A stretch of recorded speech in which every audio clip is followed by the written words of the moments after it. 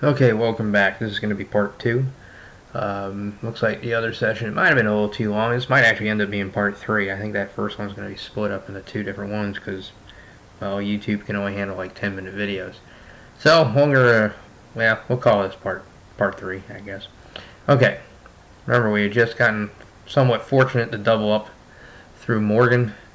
Again, I really have to wonder if that was a good attempt at a re-steal there, but I'm thinking that I remember there were certain things about this guy that led me to believe that that would work a high enough percentage of the time that it would work out, or that I would have enough equity to pull that off.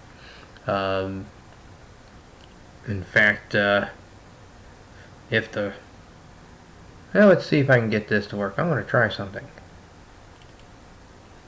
Let's see if I can try to bring up this little website here. See if this is big enough. Here we go. Okay. This is what's called a fold equity calculator. It's on www.fpppro.com. They're really more into giving you an idea of what FPPs are worth on stars. But this is also something they offer, which is a fold equity calculator. Alright. If we remember correctly here, I had 1,575 chips. Alright. Now, I have to try to estimate what percentage of the time that I think that my King Jack is going to win against his range. At the time, I'm trying to think that I probably had about 40% equity. I could be wrong on that, because there's also going to be a chance, that my range on him is going to be incomplete. But I believe that's going to be roughly correct. Now, the pot size was 450 because of 2 blinds, including my own, and his raise of 300. This basically is going to tell us what percentage of the time that he needs to fold for me to try to push here. And it says that he must fold at least 23% of the time, assuming that my percentage here is correct. I think that he's going to fold a good deal more than 23% of the time. I am thinking he's folding at least a third of the time. I mean, if he's raising even 30% of his hands on the button, which he probably was, I mean, he only has to fold, like 7.5, 8% of the time of that range in order to make that good. And I have a feeling that he would fold more than that. You have to take my word on it, because unfortunately, like I said, we're just kind of going through the tournament quickly. But I feel I had at least that. Alright, so we're going to go back to our game here.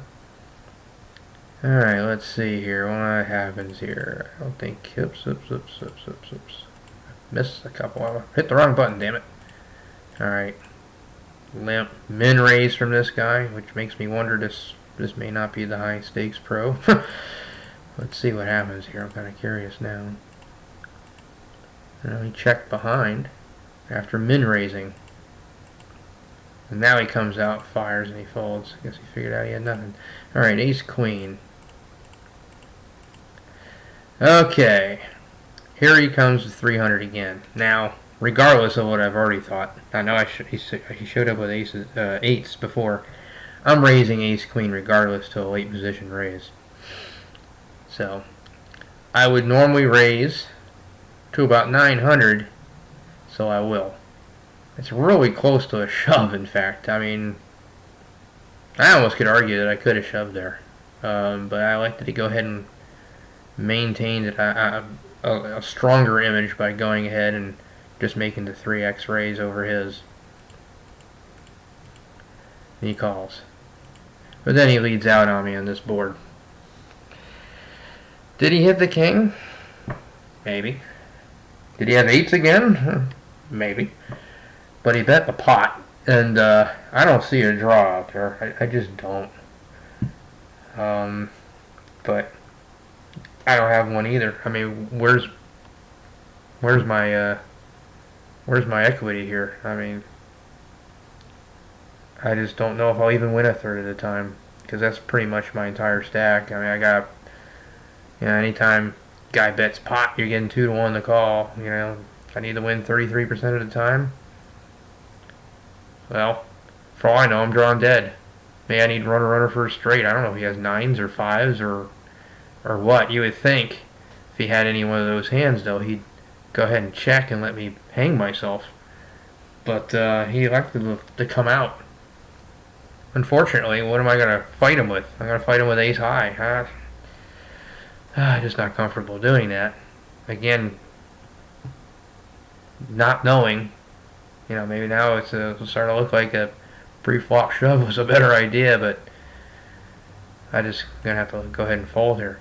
Now, let's go ahead and back here. Another thing I could have done. Let's see if I can go back far enough.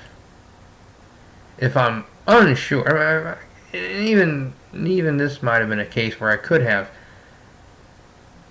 The stack sizes here could even warranted that I flatted, which I generally just never do, but what I've come to learn is sometimes when you have a stack size like this where my stack is 10 times the size of the raise, that is a fairly awkward stack size. Again, maybe it was because I just still felt that this guy was wider than he should be. I don't know. But at the time I liked to raise it. But 10x, as I like to call that, is just, as you saw why, was just a very, very awkward stack size to work with. I'm pretty sure ace queen's ahead. That's why I went ahead and raised. But there is some argument saying that maybe I'm ahead, but not by much, or it's kind of iffy. If I had, or if we both had, say only 2100, then I'd shove. That's 7 times that that bet size with our effective stacks, and that's perfect for going over the top and putting a guy to a decision. Also, if we had more like, say 45 or 5,000 chips here, I could even see where I could have raised to 900 and perhaps even folded to a shove, depending how the odds would have worked out. Larger stacks would also be a better spot to go ahead and make the raise I did. I'm really starting to think now that I'm looking at this here, it's very, very well that I just saw, ace queen, yeah, I'm going to go ahead and raise that. Perhaps I should have paid a little more attention to the stack size here, because 10x, as you see, when I'm flatted, now makes for very, very bad for c-betting and such. I mean, if he had checked, I probably would have gone all in, and he can then go ahead and say, hey, yeah, I've got the king, I'll call, or whatever. But then when he does this, what do I do now? Unless I had ace king, what am I going to do? So I put myself in a bad spot perhaps there. So next hand we come right back with ace 10, but this guy is practically all in. Hate that spot right there. Ace 10, I don't know, I just don't feel it's strong enough from where I'm sitting. Perhaps if I was in the blinds, I'd go ahead and call him because, he's got to start widening his range a bit.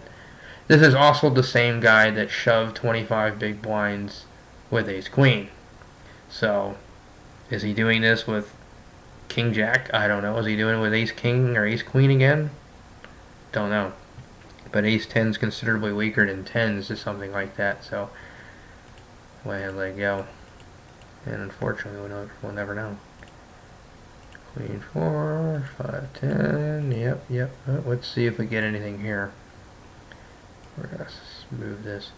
Now, I just realized, and maybe that's what this means, this black part here, about 5:30 or so, maybe a little after that, don't remember, my computer took a shit on me, and I lost probably about 5 to 10 minutes of playing time on this and probably about 4 or 5 other tables I was playing.